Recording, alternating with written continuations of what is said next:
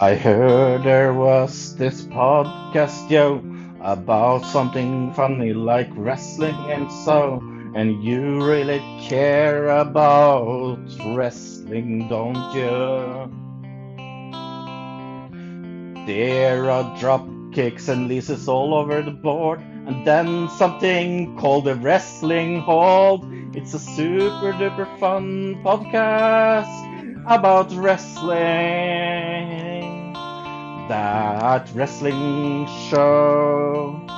That wrestling show. That wrestling show.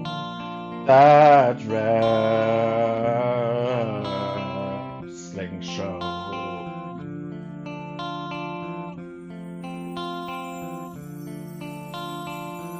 Well, Fro and Bill and maybe a guest or two is here to hold your hand and guide you through a podcast about wrestling.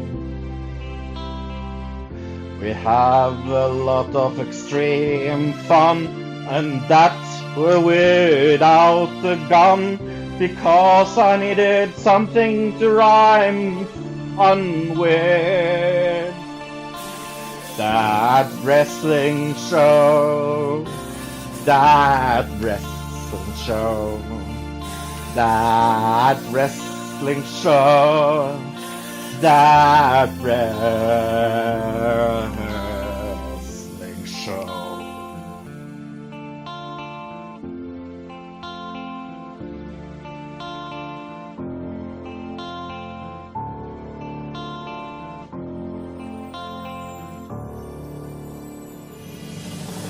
Well, sit your behinds gently down and listen to our podcast sound, and try to guess this week's pro question. You win a lot of cool things, and also help Bill with his bills. That's a super duper fun competition. That wrestling show.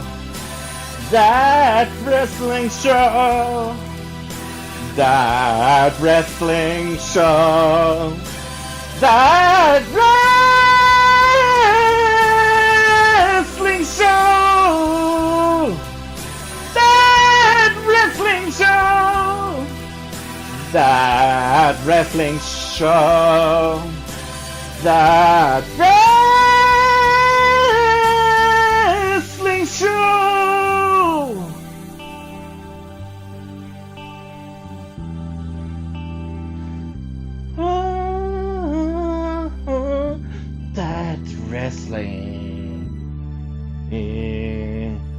show.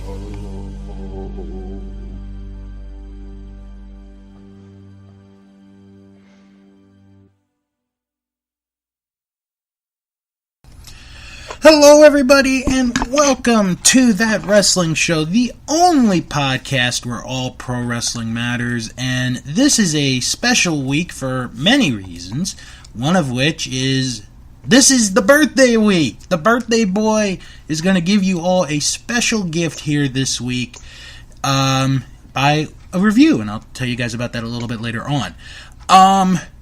Fro cannot be here this week because he is very busy, as he always is. But we do have a suitable replacement to be on the show this week. Some of you may know him as the former co-host of the Scorecard podcast and multiple-time guest on this program. So let's welcome back Ted. Hey, man.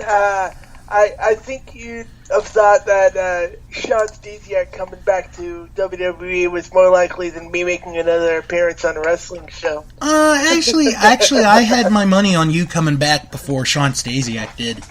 But yeah. We actually will have news, a rumor. We'll just call it a rumor of somebody that might or might not be coming back to WWE. I'll save that surprise. Sean Stasiak? No, it's not Sean Stasiak, thank God. But anyway, we got a lot to discuss here. A lot of news this week. And I think we should start off, Ted, with... let's just get this one out of the way. Because if you have not been listening to our podcast for the last month, first of all, shame on you. But secondly, we've told you right from the very beginning, Fro and I did, about this whole situation with one Jonathan Cena and one Nicole Bella. So, you've heard about the breakup in quotes, correct? Of course. My sister's already considered herself an eligible bachelorette for John Cena. Well, she's not going to be happy with this first bit of news. We talked about this last week. We actually reported on this last week. But because nobody really listens to us, and because apparently we're not the real news, Us Weekly broke the news today that Nikki Bella and John Cena are back together. Wow! Whoa. I'm actually not surprised. No shit. No, but in all seriousness, this is like the biggest work, I think, ever in the history of wrestling. Because there were so many reports, Ted, and I don't know if you get a chance to listen to the show here or there, but there was one story from many weeks ago that we talked about, and that was my first instinct that this was not a real breakup. And the story was when they said that they were going to record the scene on Total Bellas of Nikki and John breaking up. I'm sorry, but when that kind of news comes out, I'm telling you, man. I'm telling you. Something's fishy in the water, Yeah, I guess you're right, man. But so now, let's talk about, realistically, the possibilities here. And I think we should only do this for the sake of the reality TV show genre. Are they going to get married? Are they really, really, really going to get married? They might. You think? I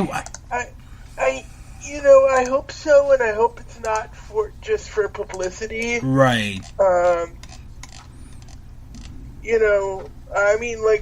I've been watching Raw and hearing on the ads, like, Nikki being so, torn apart on this. Mm-hmm.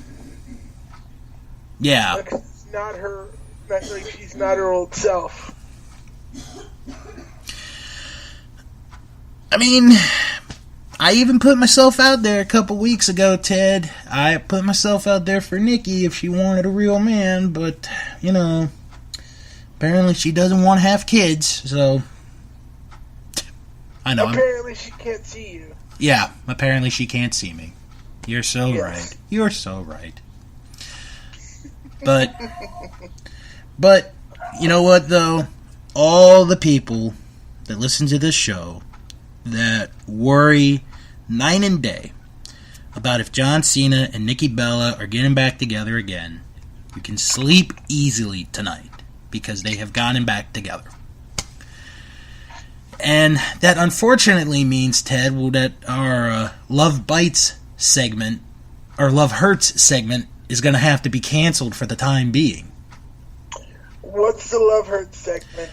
We played the song Love Hurts by Nazareth and discuss relationship news.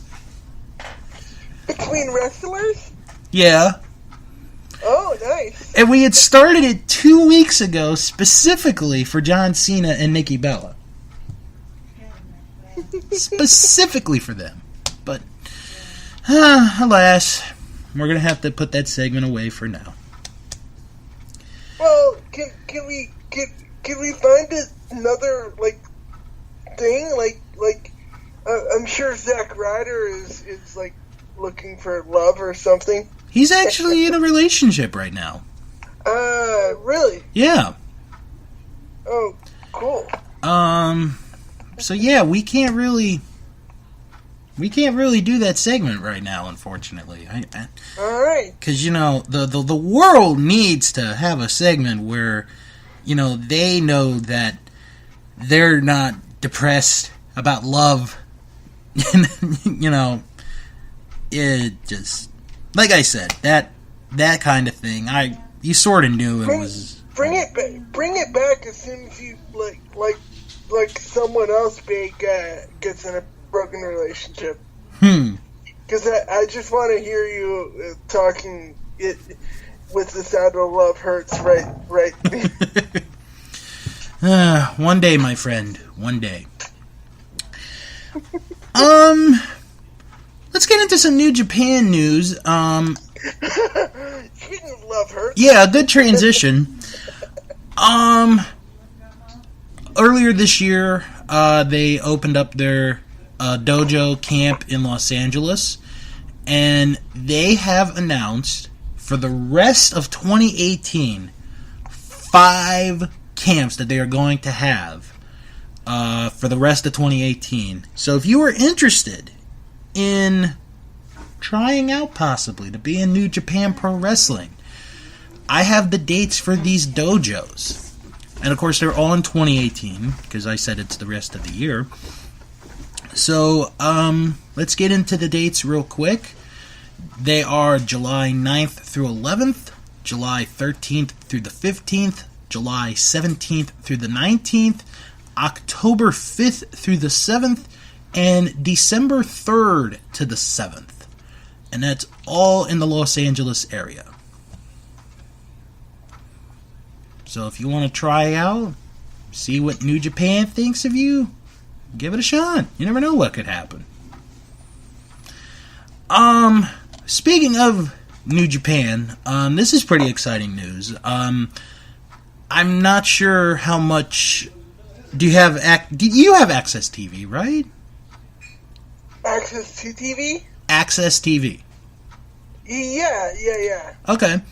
Well, they started this last night, and they're going to be doing this for the next several weeks here, because recently Kazuchika Okada just passed the longest reign as IWGP Heavyweight Champion as far as title defenses go.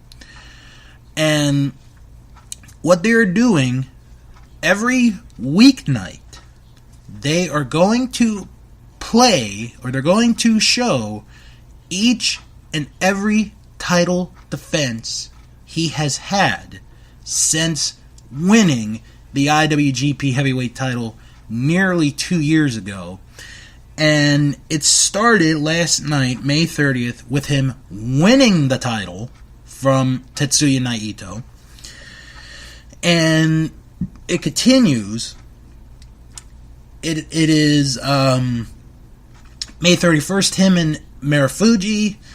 And then June the 1st, the first match he had with Kenny Omega. And they're going to show every title defense he has had, including on June the 15th, the episode where he does beat Tanahashi to break the record. And of course, he's got a big match coming up, Ted, in a week and 2 days, because he will defend the title against Kenny Omega 2 out of 3 falls. No time limit. No time limit. There's got to be a winner, Ted, in that one. Wow. I'm willing to bet this guy's a really big wrestler. Well, I would say... Really good wrestler. I'd say right now he's the best wrestler in the world today, so we we'll have to see if he can successfully have a 13th title defense as IWGP champion come June the 9th. Speaking of championships, I'm going to get your thoughts first of all on All In, the event that Cody Rhodes and the Young Bucks have set up, and them selling out. What are your thoughts on that? An independent wrestling show selling out a 10,000 seat arena in less than a half hour. I'm not surprised. Indie wrestling is more important now than it's been in a while. Mm-hmm. A big reason for that is because the WWE is using independent wrestling a lot more now than they used to. Mm-hmm. And because of NXT, you're hearing all these indie wrestlers, and you're hearing all these stories of you're hearing all these wrestlers who wrestle for WWE, and you never thought they would wrestle for WWE, like CM Punk a few years ago, or Daniel Bryan a few years ago, or more recently AJ Styles. I wasn't sure if AJ Styles would ever come to WWE, but he has. And you got people like Nakamura, people it's a lot more frequent for someone to have an actual career before wrestling for WWE. Wrestling for WWE, and it's not like what it used to be when John Cena came in. He was just I was watching Something to Wrestle about that Something to Wrestle with the Bruce Pritchard WWE Network podcast, right? And he said that they signed John Cena not long after he started training. And that doesn't happen anymore. Yeah. There's no fast track to WWE. I mean, there kind of is, but you're kind of frowned upon sometimes, and there are people backstage who don't really like you. Right. And it's kind of going back to the olden days where there's some indie promotions. What do you think? Well, I think what Cody has done and the Young Bucks have done is unbelievable. It shows that in this day, in 2018, that professional wrestling, in a general sense, professional wrestling is very popular still. And I think what this is showing is we don't need to be hip in pop culture today. Like during the Attitude Era or the quote-unquote golden era of wrestling. You just have to be yourselves. And I think with with stuff like YouTube and streaming services, it's helped so many people. And the fact that basically these guys were able to create a wrestling show that's going to take place at the end of the summer in Chicago. And Chicago's a die-hard wrestling town, if you have not heard me say that many, many times. Oh yeah, I know that. Every time WWE comes there, it's legit. Oh, they're going to be brutal in a few weeks.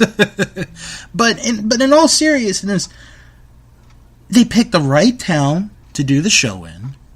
They made a gamble. They took a legitimate gamble. They could have lost thousands of dollars on this. And they sold out the place in a half hour.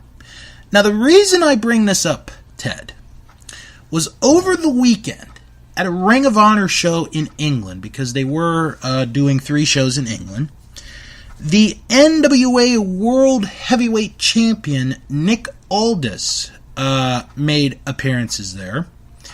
And one of the appearances was very, very interesting. As a matter of fact, there's a video up for it on YouTube where Cody Rhodes challenged Nick Aldis for the NWA World Heavyweight title, the same title his daddy, Dusty Rhodes, won 40 years ago. So Nick Aldis, this is a little bit of a spoiler here for those that have not seen this video yet. He said, I will accept your challenge on one condition. The condition is the only way this match happens is if Cody Rhodes is the Ring of Honor World Champion. And it's a title for title match. How big is that? That is huge. That's pretty big. That is huge. Which leads to what was announced earlier this week, the main event for the next Ring of Honor pay-per-view, Best in the World, which is going to take place 4 weeks from tomorrow night, June the 29th, in Baltimore, Maryland. A triple threat match for the Ring of Honor World title. Dalton Castle will defend the title against both Cody and the villain, Marty Scurll. That's going to be a hell of a main event. Are you going to that show? I will be out of town that weekend. I would love to go to that, but I'm going to be out of town. But I probably might be able to see that. So, but the deal there, I like the stipulation. Nick Aldis has been a tremendous NWA World Heavyweight Champion since he won the belt in December. I was there for one of his recent title defenses that he had in the Baltimore area, and he has done an absolute fantastic job representing the National Wrestling Alliance. And for that match to happen, him and Cody, champion versus champion, title for title, that's going to make that match even bigger than it already is. But that's just me. Yeah. And I want to stay real quick with indie news because Pro Wrestling Guerrilla announced their card for their anniversary show, which is going to take place on July the 13th in Los Angeles, California. It is Tremendous 5. They are celebrating 15 years of Pro Wrestling Guerrilla on that show. It's going to be at the Globe Theater. No, Ted, not that Globe Theater. You've been to that one. Wait, where's this Globe Theater? In Los Angeles. Oh, cool. 7 matches announced. I'll go through the card so everyone knows. Joey Janela will take on Jeff Cobb. Ray Horace will face Penta Zero M.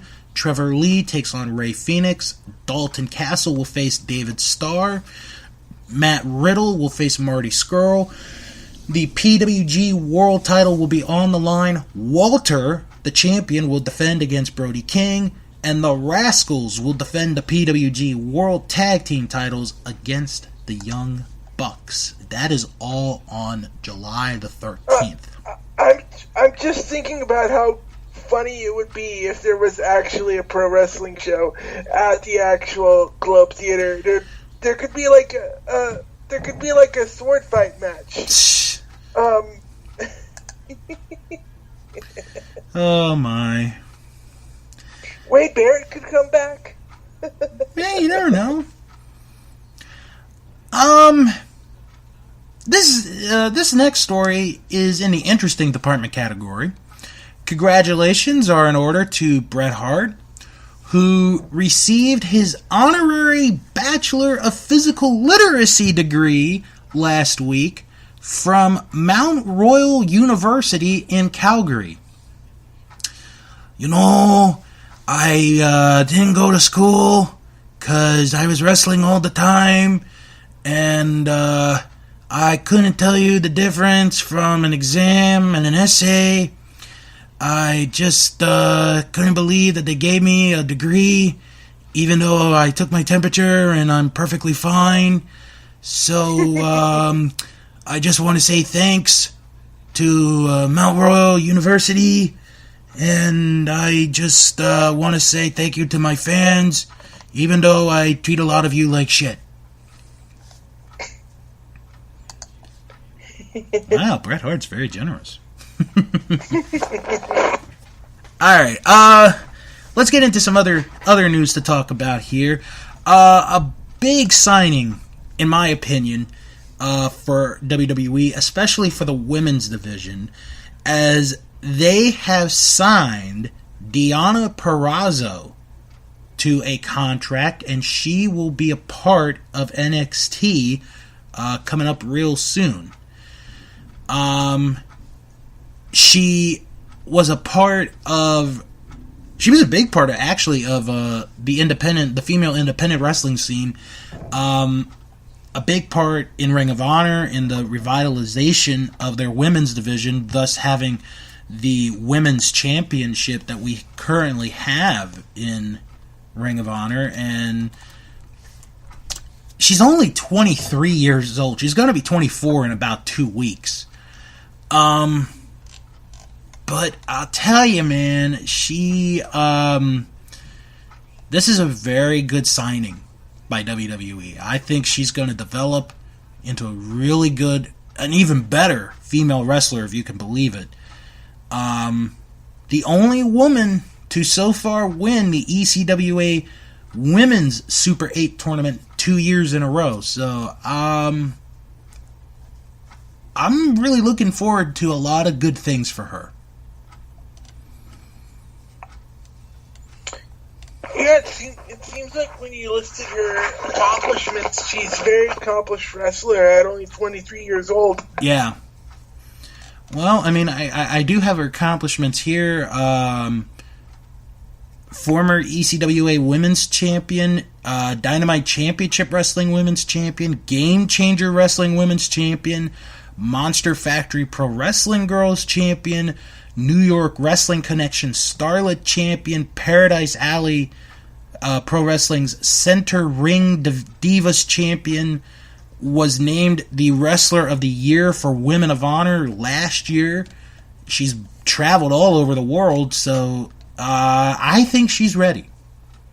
What's her name again? Deonna Purrazzo. Was she in Mae Young Classic? She was actually an alternate. If one of the women had gotten injured, she would have been in the tournament. But now we'll get a chance to see her. Hopefully on NXT real soon. You want to go back to England real quick, Ted? Because WWE, they've got a tournament coming up that's going to start real soon, and the conclusion's going to take place on June 18th at the Royal Albert Hall in London, England. And the winner of this tournament the next day is going to get a shot at the United Kingdom Championship, currently held by Pete Dunne. And let me get the brackets, and I'll tell everyone who is involved in this tournament. We have, and this is probably more for the British fans, but you guys can stay along with me here. Zach Gibson going to take on Amir Jordan. Drew Gulak to face Jack Gallagher. Flash Morgan Webster faces James Drake. Tyson T-Bone against Jordan Devlin. Tucker will face Joe Coffey. Dave Mastiff against Kenny Williams.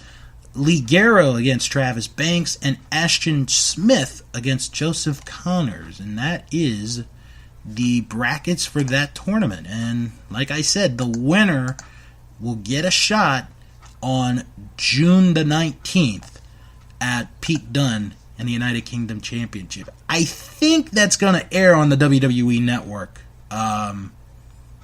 Ted. I think. Don't hold me to it. Oh, a tournament? Mm-hmm.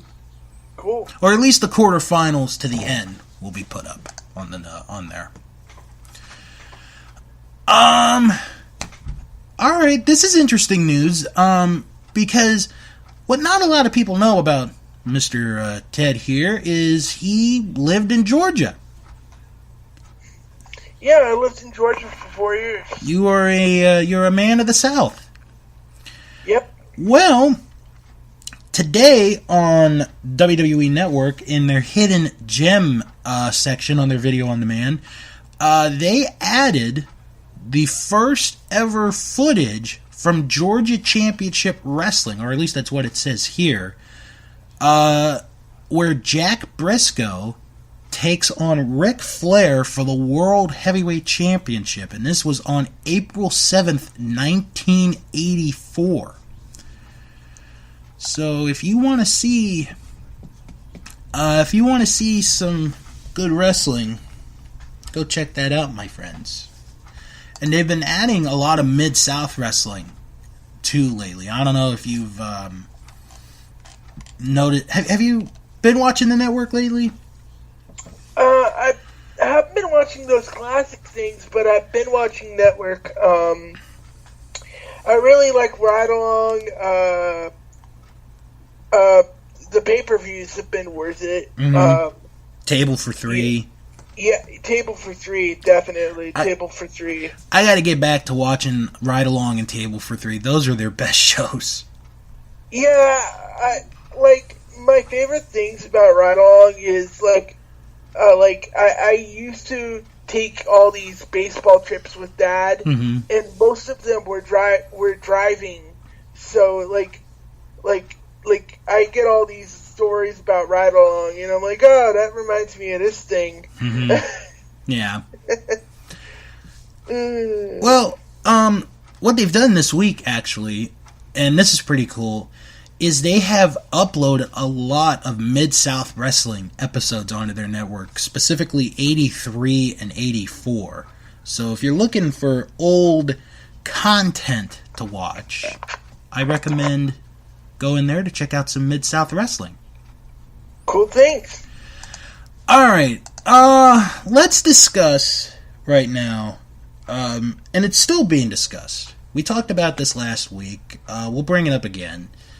WWE making bank, making some big money here. Of course, Fro and I last week, we discussed on the show Smackdown going to Fox, being, on network primetime television. Well, Monday Night Raw is going to stay with Raw is going to stay with USA Network, pardon me. And they are going to stay for, I think it's over $200 million for the next several years. So, between the $1 billion that WWE will make in the next 5 years, once it gets started, and the $200 million from USA, WWE's going to be fine right now. Yeah, I've heard they were experiencing some money troubles, and that's why they weren't using pyro anymore. Well, I mean, to be honest, Ted, do we really need pyro all the time? We don't. It's just WrestleMania. Yeah. But there's more interesting details coming out today, about all these deals and what's going to happen with SmackDown in particular. But I think we should talk about this first one.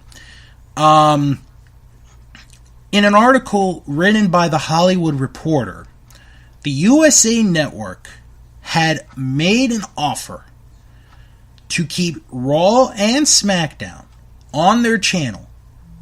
Are you ready for this, Ted? Mm-hmm. A 10-year deal with an offer of a $360 million average price.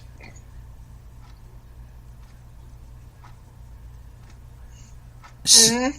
So, Dave Meltzer broke that down a little bit in the latest edition of the Observer newsletter. He said that the actual $360 million figure wouldn't be reached until year 6 of that 10-year deal, or late 2025, if that deal had gone into play. That deal would have expired at the end of September 2029. And I heard about their future contracts with Fox. There's a clause saying that Peter Griffin, for some reason, somehow, is going to be WWE champion at some point. Oh, just as long as Joe Buck stays away, that's all I care about. And Stewie and the dog are going to. Stewie and Brian are going to be tag team champs. I don't know how they're going to do that, but with the two deals with Fox and USA Network, the deals will expire September 30th, 2024. But the big thing I think we should talk about here, Ted, is what about SmackDown? What are they going to do? What is Fox going to do? Because we discussed last week, do they do a live show on Friday nights, or do they go back to taping the show on Tuesday and then have it in the can and put it in on Friday night?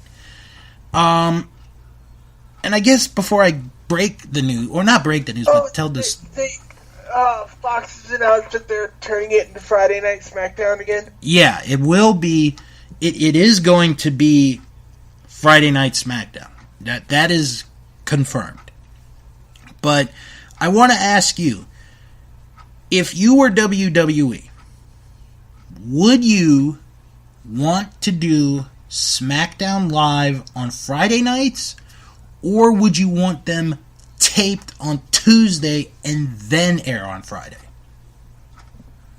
You know, I think I'd want to tape them on Tuesdays. All right.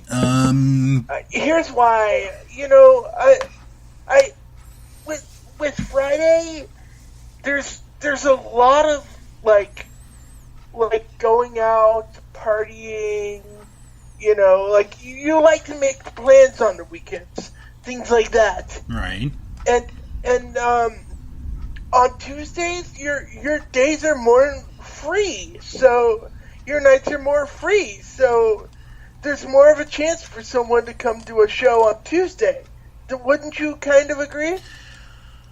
I think so, but we also got to remember at the same time, if they were to have done, or if they did tape Tuesday and then air Friday, the spoilers would already be out, so they wouldn't have. That's true. They wouldn't have much of an audience.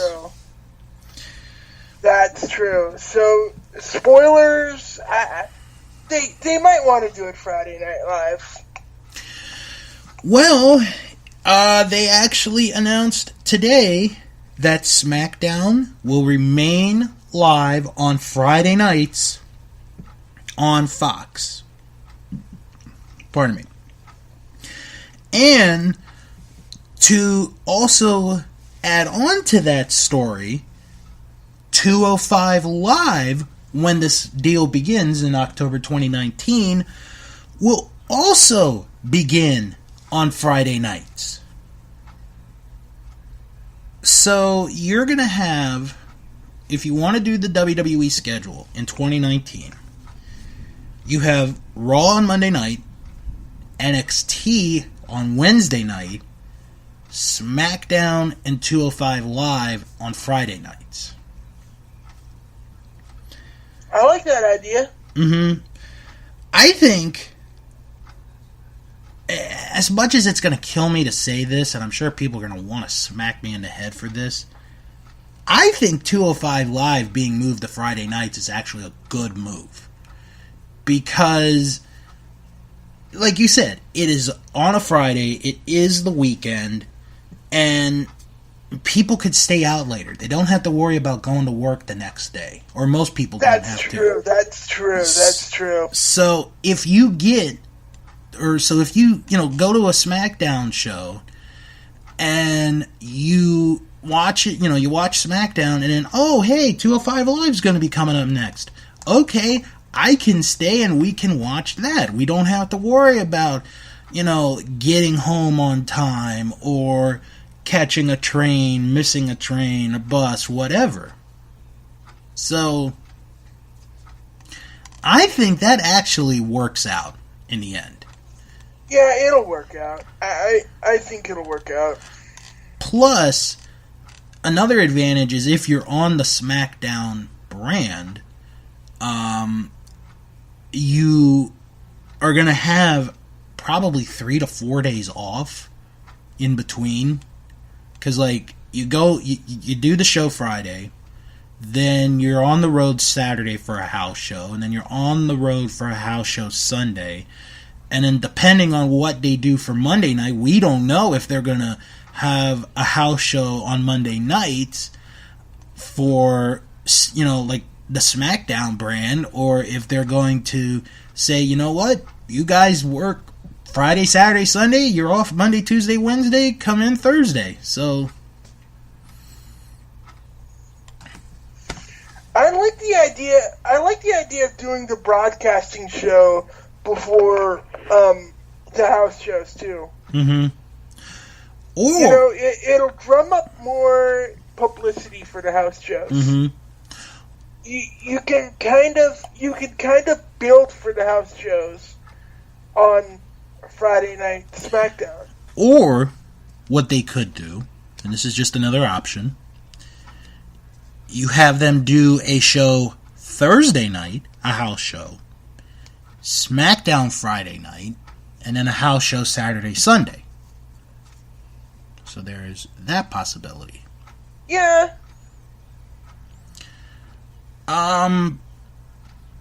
But it's like I said last week. Two things I said last week. One, I think when WWE made the deal, I don't think they were thinking ahead of time. I don't think they were contemplating, okay, well, if we get this, we'll be Friday nights. I really don't think they were thinking at the time. But maybe I'm wrong. But the other thing, and I'm going to keep saying this until the show happens, this is such a huge deal for professional wrestling. Because I'm not going to say that other thing that WWE likes to call themselves. Because they're going to be on network television. Prime time network television. On a major network. A major network. UPN, not really a major network. CW, not really a major network. Fox, major network. So the fact that they're going to be on a major network, that's a huge, huge deal, in my opinion. Fox is even more of a major network in the USA. Yeah. I think. Plus, and one more thing, and then we're going to get to a couple other stories. One thing that was brought up was WrestleMania weekend. Not for next year, because they're going to be fine for next year's WrestleMania, but in 2020, WrestleMania 36. They're going to have to change up some of the schedule, because there have been two things that I have read that they could do. They could move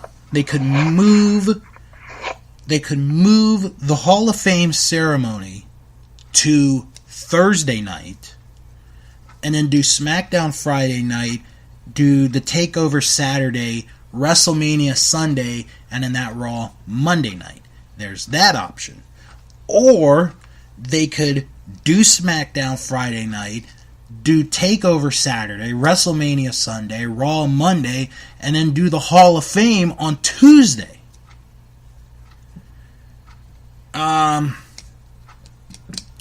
I think I'd rather see the Hall of Fame on Thursday. I would too. I really would. Or maybe see SmackDown on Thursday.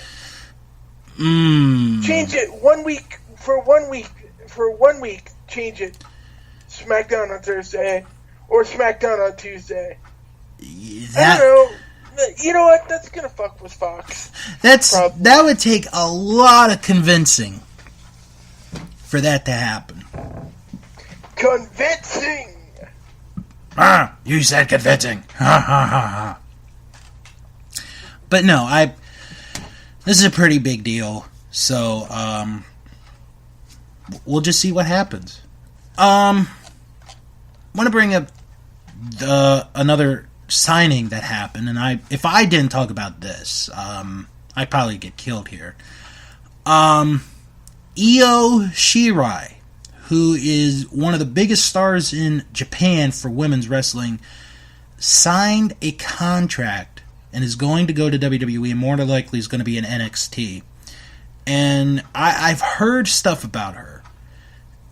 She's from the Stardom promotion, which is an all-women's promotion in Japan. And we talked about, Deanna Purrazzo being 23 and how good she is. Io is 28. Wow. And she hasn't even reached her prime yet. So, when she goes... Think about this. In NXT, you're going to have Io Shirai and Kairi Sane on the same roster. Do you think Kairi's going to stay on NXT for a while? Maybe another year. I mean, she's decent. I'm not sure about the character right now, but she's a decent wrestler. I mean, it's hard to tell, because when we watch these shows, you think, oh, this person's ready, when in hindsight, they may be nothing more than a year away. So that's why I said she could be a year away from going up. But, could be wrong. We could be wrong. Alright, now, Ted, I have to tell you this story. Or actually, no, I got one more story, then I'm going to tell you the funny story of the week. There have been a lot of weird rumors lately that the WWE might be trying to get WrestleMania on network television. That's my same thought. Silence. But I mean, I guess, there's, it would be a big, it would be a big disadvantage for them, I think. Oh, God, yeah.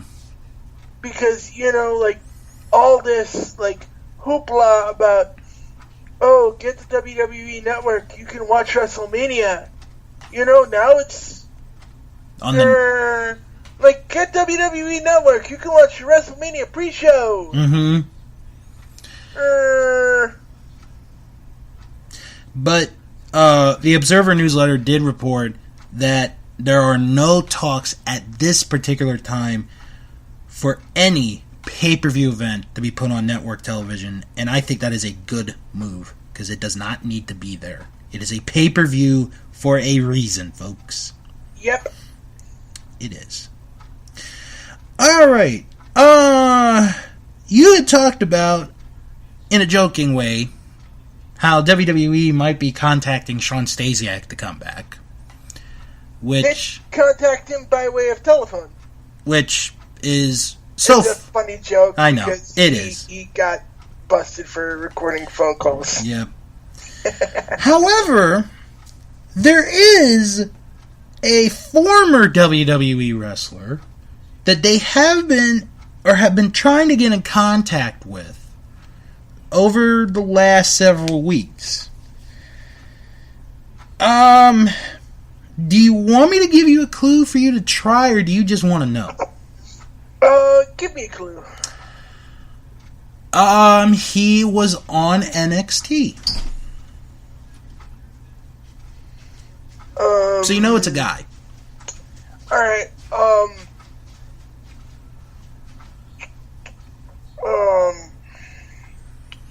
sorry about your damn luck. James Storm? Yep. Good guess, but no. Huh. Alright. I'm just gonna read this report to you. Okay. Mike Johnson of PW Insider reports that there have been no conversations within WWE that he is aware of in regards to bringing back Alex Riley. Yep, Alex Riley. Wow. Of course he... Alex Riley? Yeah. Wow. Of course, he was a wrestler. He was on NXT, the game show. And then he transitioned from being a wrestler to a commentator, and I didn't think he was that bad of a commentator. And then WWE let him go. So, my question is, if you were Alex Riley, God forbid, would you take a call from WWE and listen to what they have to offer? I would, but honestly, from a fan's perspective, I'd much rather have that teacher back. Matt Striker? Matt Striker, yes. I'd much rather have Matt Striker back. Honestly, like, he was one of the smartest announcers and one of the smartest commentators, and he used, like, so many pop culture references that were so smart. Mm-hmm. He used David Bowie ground control to Major Tom when he said ground control to Major John for John Morrison. Mm-hmm. And, you know, he's just such a smart guy, you know, he was a very smart commentator. It seemed to me that he impresses me like Mauro Ranallo. I would love to see Mauro Ranallo and Josh Matthews. I mean, Matt Striker. Matt Striker. Because nobody wants to see Josh Matthews. Not really. Not even Josh Matthews wants to see Josh Matthews.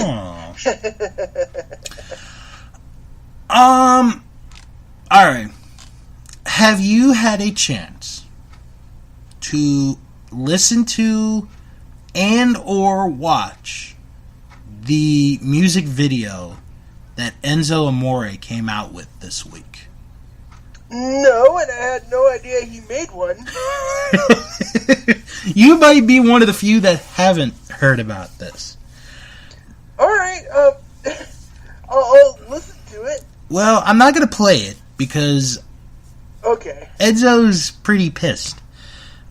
So I watched the video for his song, which is called Phoenix. And his artist name is Real One.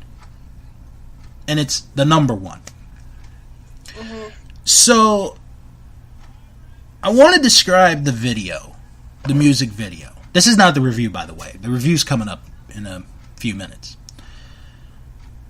It starts off with a really fat guy sitting on a chair, and his mom is calling for him. And he's like, "Mom, it's the 25th anniversary of wrestling!"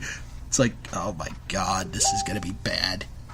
The 25th anniversary of wrestling. Remember, Ted, when wrestling was invented in 1993? So I have some of the lyrics up. And I'm gonna read the intro. And I mean read the intro. Apparently there's going to be a certain word that's gonna get shortened, because I don't like to say that word. So this is the intro to the song, Phoenix. Spit some bars. Alright.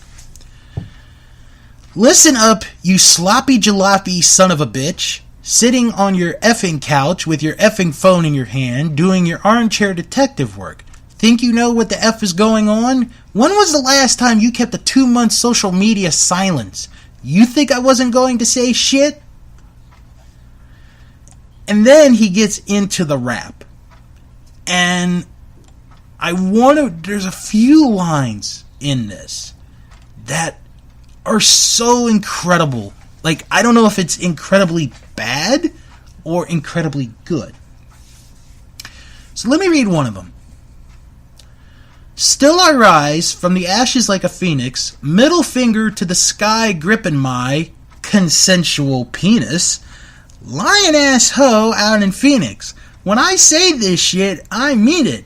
F you, marks that hated this for all my fans that waited. Entertainment's hottest free agent, bitch, I'm reincarnated. So that's one line, or one section. And then there's this one. The first two lines might be the best lines. Are you ready for this? Yes, sir. Spit some bars. TMZ owes me some restitution in the midst of disillusion. Choosing public prosecution over Constitution ain't the right solution. Gender persecution hurts the Me Too movement and our women's revolution. The F you doing? The video is about 4 minutes long. About 4 minutes long. And I posted the video up, and we actually got a comment. And I didn't expect the comment from this person that I'm about to mention. Ziggity Z, who is a good friend of mine, good friend of the show. And he does parody songs like Weird Al does. Mm-hmm. He kinda digged the music video. He kinda digged the song. I know you haven't heard the song yet. I'm gonna say you do it when we're done recording tonight. Sure. It's not the greatest rap song ever. I'm pretty sure. Yes, you're right. He's no Eminem. He's no Jay-Z pre-Beyonce. He's no Ice Cube. No Ice-T. No Public Enemy, Run DMC. It's here's a white guy trying to do rap, basically. That's how I look at it. Although I will give him credit, though. The video isn't half bad. It's not half bad. But Enzo, I wouldn't quit your day job if I were you. I guess you could say that his rapping lyrics are soft. I don't know. With the exception of that part about TMZ, which was not that bad, it sort of is soft. It sort of is. SAWFT. Right. All right, let me ask you this. Because there's been, believe it or not, a petition to get Enzo to come back to WWE. For WWE to sign Enzo back. Oh, believe it. I'm going to give you 3 choices, Ted. You're the head of WWE. You can only bring one of these 3 people back. Who do you bring back and why? Do you bring back Enzo Amore? Do you bring back Rich Swann? Or do you bring back Hulk Hogan? And you can only pick one.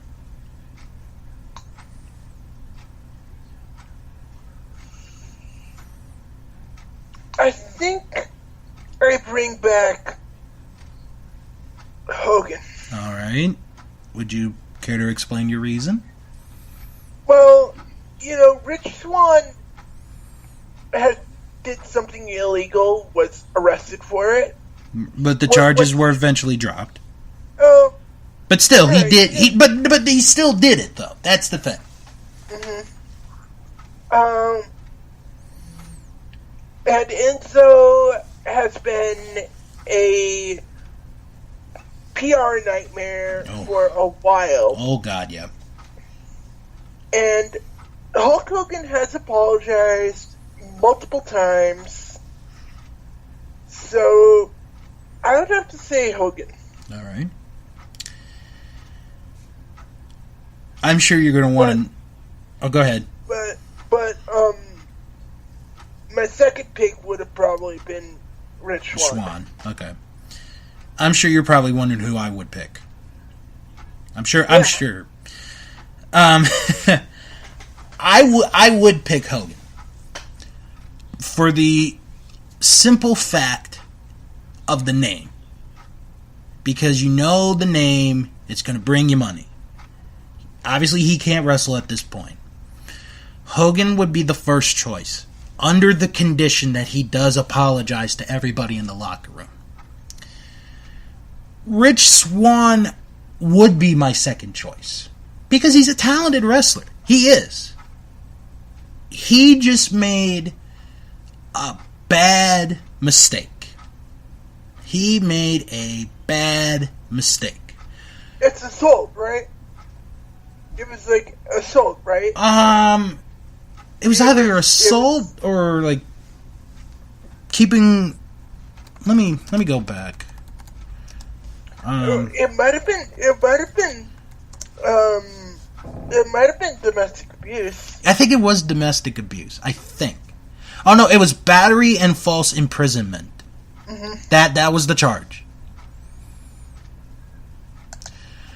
So, I think Rich Swann has learned from his mistake, and I think he would have been my second choice. Those are two very close ones. To those people who have either started the petition or have signed the petition to get Enzo to come back to WWE, you're nuts. You are nuts. Like you said, Ted, he is a PR nightmare. He is a PR nightmare. And he was hated by the guys in the locker room. He's nothing more than an instigator. He is a liar. He's a habitual liar. He's a shit stirrer. And the fact that he did not tell WWE 3 months after that incident shows you that he doesn't take things seriously. And if you can't take things seriously, the strip club incident, the alleged rape allegation, then I can't have you. I mean, if he does come back, I'm not going to be like, oh, he came back, I'm turning off WWE. I'm not like that. I'd just be like, okay, let's just deal with him. That's how I would look at it. But yeah, I would not bring him back. I would not. Okay, so let's get into the review. Over Memorial Day weekend, I got a chance to watch the latest Showtime sports documentary on what I believe is the best play-by-play guy right now in professional wrestling today, and that is Mauro Ranallo. And there's a documentary on Mauro Ranallo. Mm-hmm. It premiered on Showtime. Yep, it premiered. Oh, cool. It premiered last Friday, and it is called Bi-Polar Rock and Roller. And it's a short documentary. It's a little over an hour. It's like an hour, 10 minutes at best. Mm-hmm. But, wow, is this a good documentary. You get the life story of Mauro from when he was born.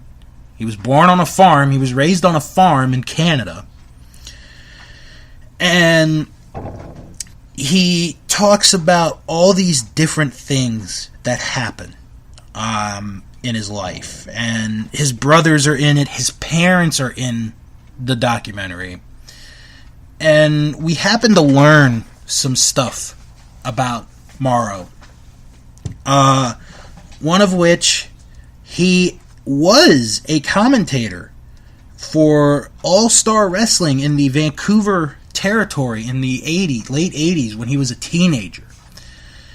And then there was an incident where his best friend, by the name of Michael, was killed in a car crash. And when that happened, that was the beginning of Mauro's, I guess you could say, descent. I'm not really sure if that would be the right word. And he ended up being hospitalized. He talked about how his 20s were the worst times of his life because of how many times he had to be hospitalized for his bipolar condition.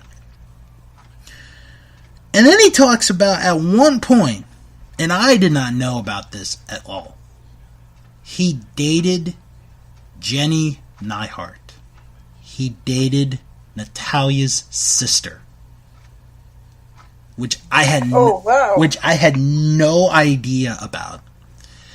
And Jenny, and I want your thoughts on this. Jenny thought, and probably still thinks, that there are members in the Hart family who have bipolar disorder. How do you feel about that? Do you think there might be? I think Stu might have it. You think Stu had it when he was alive? Or, no, Natty's dad. Jim. Oh, Jim Neihart. Jim Neidhart. I could see that. I could definitely see that. They were in a relationship for a little while, but they broke up. And there were times where Mauro was contemplating killing himself. Like, why am I still alive? I mean, there's some parts that are just sad. I mean, there really are. But what I took away from this documentary was there is support for people with bipolar disorder. And I think the fact that this documentary came out, and, you know, we're talking about a guy who is, like I said, in my opinion, the best play-by-play man in all of professional wrestling today, is a big testament, you know, because he could have said, no, I don't want to do this documentary. He could have said to Showtime, no, I'm not doing it. But he did it. It was many-year chronicle documentary. They showed WWE and, you know, how much he's loved by the fans, and I think it's something that people should watch. I really do. I would give it a 4 out of 5 on the star rating system. I might watch that. Yeah, and I recommend everybody watch it. Did you watch the Andre the Giant documentary on HBO? I did. How'd you like that? I loved it. Did you watch that one? No, not yet, but I should. Oh, you've got to. I'm gonna watch that and the one on Ranallo, and also the one on the head coach of Pitt. Head coach of Pitt. The Pitt Panthers. There was a documentary on the head coach of Pitt? No, the football player. I mean, it's a movie. Robert De Niro. Well, who was the head coach of Pitt? You got me there, man. It was during that case, the child molestation. Oh, Paterno. Oh, Paterno, yes. The one with Al Pacino. Yeah, the one with Al Pacino. Oh yeah, I got that on. That's another movie I want to see. Okay, I got that on the DVR. I still have not seen that yet. But you know what, Ted? I mean, as much as the Ranallo documentary is good, and that's the one that I would recommend people watch the most this week, I watched 2 episodes of Camp WWE this week. And the words that are about to come out of my mouth are going to shock me as much as it's going to shock the people listening to this show. What? I think Camp WWE is actually starting to become good. I think it has. I watched the first 3 or 4 episodes of it in the first season, and I was like, not bad, but not great. But right, I gotta It's actually becoming good. I think it is. These 2 episodes were really good. The ones that I watched. The first one that I watched was called Blackjack Beauty. And it's about Brie Bella, who finds a horse and names it Blackjack. And she's like, oh, I have no friends. And she finds this horse, and there's like some lines in there like, you like to eat cardboard too? So do I! It's like, dumb shit. And we find out that the horse is trained by Sergeant Slaughter to be a war horse. For in case, we ever go to war and we need to use horses. So, so she's like, what are the chances? And Slaughter's like, 1 in a trillion. And then the phone rings and it's like, hey, we're going to war. So Brie tries to get the horse to run free, like she's riding the horse, and Sergeant Slaughter calls upon the 4 horsemen.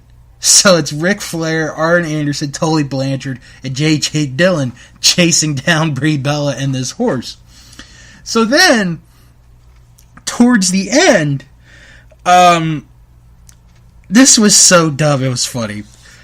She ties a rope, because they're like on a cliff, and she tells the horse, Blackjack, climb down the rope, and then when you're down, go north to Canada, and don't stop until you meet a person whose last name is Hart. So the horse climbs down, and, it takes these bumps, but yet the horse makes it. It survives. I don't know how. So then, how there's like a side story to the most shows. I think I remember. Okay, well, we've all been in the pool. You know that little jet area that brings out bubbles and stuff? Yeah, the hot tub. Yeah, no, not the hot tub. The part in the pool. Oh, yeah, that part, yeah. Yeah. Well, John Cena discovers it, and he starts to get a little bit of a natural high. So R-Truth comes over, and then Big Show comes over, and they just stay there. And Triple H gets upset, so he tells Vince, and Vince tries to talk to them, and he's not getting to them. So then he gets on, the camp microphone, and he's like, Attention campers. If you do not get out of the pool, Disneyland will be transformed into a TJ Maxx. And it really doesn't work. So then he tries again. Attention campers. If you do not get out of the pool, your grandparents will be killed by wild rats. And then Big Show's like, F my grandparents. And then, after trying everything, out of the blue, here comes the Godfather. The Godfather comes out with the hose. So, he starts to say his line, it's time, once again, for everybody to come aboard the... And then Vince stops him and he's like, they're 8 years old. So he stops him before he could say it. And then he delivers this line. Oh my god. It's like, well, you guys are a little too young to learn about the birds and the bees, but I could teach you about the pimps and the hoes.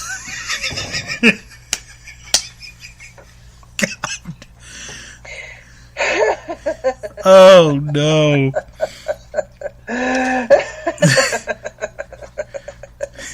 Sure, they're 8 years old. They don't need to know about the birds and the bees. Let's teach them about pimps and hoes. So the other episode, which was called The Truth Hurts, they have a talent show. And R-Truth wins the talent show. And, he does the What's Up theme. So he ends up getting a record deal out of that. And Ric Flair is his manager. So at first he becomes popular. He becomes successful. And then Rick tells him, well, we got a meeting with the record company about your next single. And he's like, next single? Yeah, you work on it after you do the first one.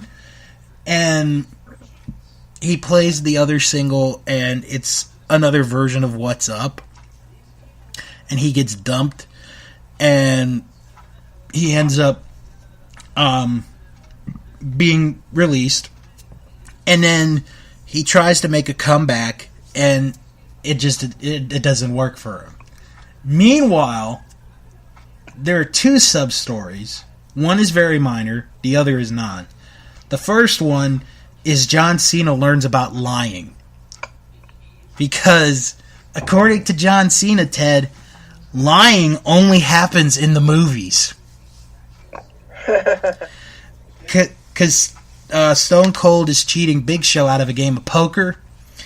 And what happens is when Cena can't agree that he's lying, he goes through the wall of their cabin. And then he plays a game of poker with Austin, and Cena gets a full house. And Austin's like, I got 5 aces! And it's like, that's impossible. You can't do that. And Cena's like, and Cena goes walking through the wall again. Because he can't tell the person that they're lying. And then the other story is Vince McMahon thinks he's going to be assassinated. So he tries and hides. The first time, he climbs up a tree. Here's Mark Henry. He looks like a miniature version of Winnie the Pooh. Instead of eating out of a bowl of honey, he's eating out of a bowl of chocolate. And they're both on this thin tree branch. And then the tree branch collapses and they both fall off. And then there's this stupid joke where he hides himself in the walls of one of the cabins, and Nikki Bella farts, and he's like, ha ha, I knew it! Girls do fart! Ha ha ha! It's just bad. So he ends up getting Triple H to dress up as him, so the assassin would kill Triple H instead of Vince. But Vince feels bad and he tries to save him, but he doesn't. But the Undertaker comes out and he cuts up the assassin. So then, R-Truth comes back to the camp, and Vince is like, why did R-Truth come back? I didn't even know he left. And Triple H tells him that he won a talent show. And Vince is like, talent show? So then they go back, and this was the mark out moment of the show. They play Vince McMahon singing Stand Back. Oh, it was so awesome. It was great. Stand back! That was kind of humorous. Oh my god, that was such a good ending to that. But yeah, I think Camp WWE is actually starting to get better, Ted. I hate to say it. Give those 2 episodes at least a try. If you don't think they're good, you don't ever have to watch them again. I'll give that a shot. Alright. But yeah. That's the stuff that I've been watching this week. Alright. Well, why don't we start wrapping it up for this week? You can follow the show on Twitter at Wrestling Show 11. You can follow me on Twitter at, I almost said yours, Ted, at House of Bill. You can follow me on Twitter at CapsHeart99. See, I almost said that too. I was like, you can follow me at CapsHeart99. Oh man, that would have been bad. Join our Facebook group. It is That Wrestling Show Fan Club. Type that in the search bar and add yourself on. We add you, and you could join our group. We have over 200 members. I think we could get some more. What do you think, Ted? I think we can do it. We surely can, Bill. And if you can't find it in the search bar, don't worry. Don't stress out, folks, because I put the link in the description box of every episode so you guys can join that way. Check out the website, thatwrestlingshow.com. Visit my Patreon page, patreon.com/Bill's World of Podcasts, where your support and your donations will help not only this podcast, but other podcasts that I do as well. Ted, do you have anything that you want to plug? If you haven't seen it, watch that wrestling podcast, Something Else to Wrestle with Bruce Pritchard. The podcast on John Cena was really good. I might watch the others. It was pretty good. I liked it. All right. Want to send some shout-outs as well. W2mnet.com. You could go there to check out the latest in not only pro wrestling, but also gaming, entertainment, sports, soccer, because the World Cup is right around the corner, so you don't want to miss that. They got pretty good coverage there. And if you're looking for wrestling podcasts to listen to, there is Our Vantage Point, the retro wrestling podcast hosted by Joe Marotta and Michael Quinn. You can hear them each and every Monday as they deliver their insight of the retro world of wrestling. With, of course, my favorite segment, the Mount Rushmore and Death Valley of insert a topic there. You can also listen to the Wrestling Podcast About Nothing, starring Ring of Honor superstar Brian Malonis and longtime independent referee Mike Crockett, who is on an extended hiatus, as they talk about what's going on in the world of wrestling and also give us some very interesting stories that they share with us. And don't forget to check out the Queens of Wrestling, or Queens of the Ring, pardon me, with Nicole and Jennifer as they give their perspective on professional wrestling from a woman's point of view. Check those out, folks. Next week, Fro will be back with us, and we are going to make predictions for the New Japan event that's taking place next Saturday, Dominion, including the biggie, the big one, Omega and Okada 4, 2 out of 3 falls, no time limit, there's gonna be a winner. We're gonna make our selections as to who will be the winner in that one. And who knows, Ted, maybe by the time we're on next week, the Washington Capitals will have clinched the Stanley Cup. Who knows? Possibly. Game 2 is Saturday. Game 3 is Saturday. Mm-hmm. Game 4 is Monday. And Game 5 is next Thursday. Yeah, so we could be at the clinching point at this point next week. We very well could. Ted, I will not be joining you on that podcast. I know. Ted, thank you for coming in this week, filling in for Fro. We'll have you again sometime in the near future on. No problem, guys. Hope everybody has a good rest of the week. And when you're done doing whatever it is you do, come right back here next week for another episode of That Wrestling Show, the only podcast where all pro wrestling matters. And as we say, wrestle on! Bye.